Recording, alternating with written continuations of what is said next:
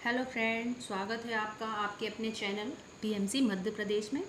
आज जो चैप्टर लेकर आई हूँ उस चैप्टर का नाम है जीवात्माओं से संपर्क। तो चलिए स्टार्ट करते हैं।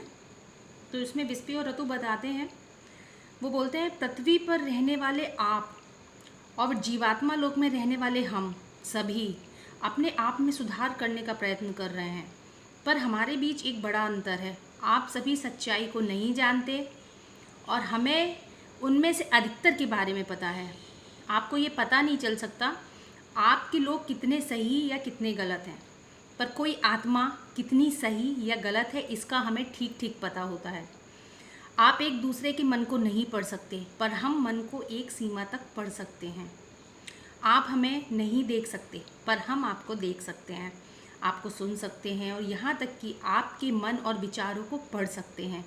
इसलिए आप जितना अपने आप को जानते हैं उससे कहीं बेहतर ढंग से हम आपको जानते हैं। अगर आपको ये सब बिल्कुल फिजूल लग रहा है तो आइए हम आपको एक उदाहरण देकर इसे समझाते हैं। हमारी प्यारी माँ जो कि हमारे लिए लिख रही है, कभी उन्हें ये पता नहीं चल पाया कि उनके आसपास के कुछ लोग किस तरह के हैं। एक व्यक्ति के बारे में उनका बुरा ख्याल था, पर वास्तव में वो अच्छी आत्मा थी।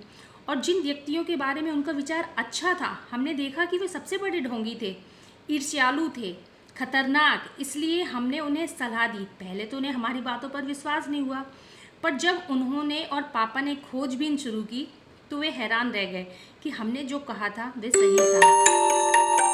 तब उन्हें पता चला कि यदि हमने उन्हें ना बताया होता तो शायद वे नहीं जान पाते कि उनके आसपास की कुछ आत्माएं कितनी हद तक बुरी थी।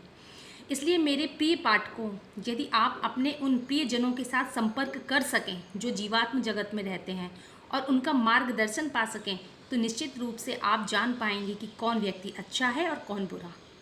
इस तरह आप ये जान सकते हैं कि किस पर भरोसा करना है और किस पर नहीं।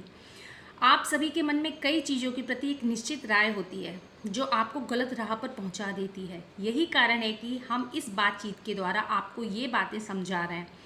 दुष्ट आत्माओं को सुधारना काफ़ी कठिन होता है, पर यदि वे आप पर विश्वास रखते हैं तो कई अवसर ऐसे मिलेंगे जिनके द्वारा उन्हें सुधारा जा सकता है। जीवात्माओं के संपर्क से कई सारी कमाल की चीज़ें हुई हैं। यहाँ तक कि पृथ्वी की आत्माओं को उनके दिवंगत प्रियजनों के संदेश पहुंचाकर उन्हें कष्ट से बाहर निकाल सकते हैं। हर कोई जीवात्म जगत के संदेश नहीं प्राप्त कर सकता, पर हमें विश्वास है कि जो संपर्क कर सकते हैं वे दूसरों की मदद करना चाहते हैं।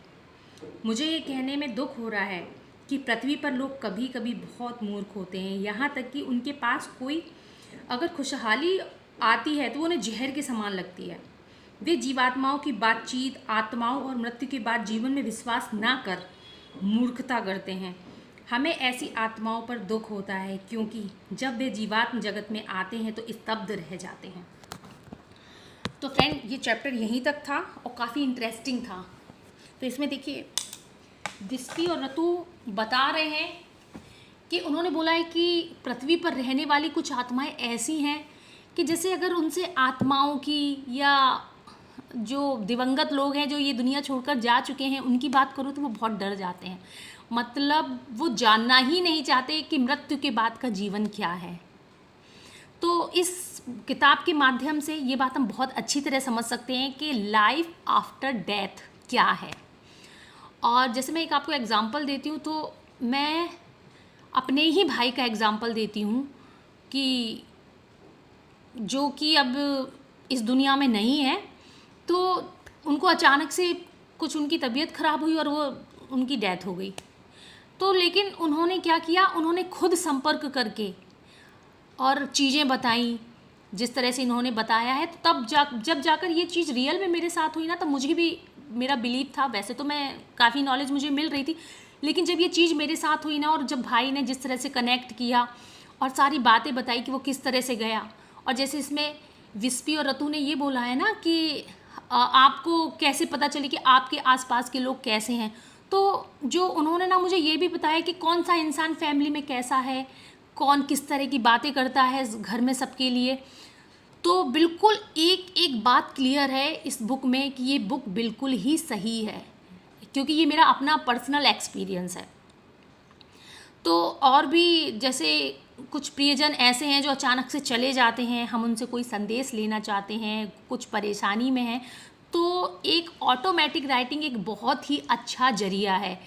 तो ये जो बुक है ना पूरी ऑटोमेटिक राइटिंग पर ही है कि किस तरह से हम उन आत्माओं से संपर्क कर सकते हैं, उनसे आंसर ले सकते हैं।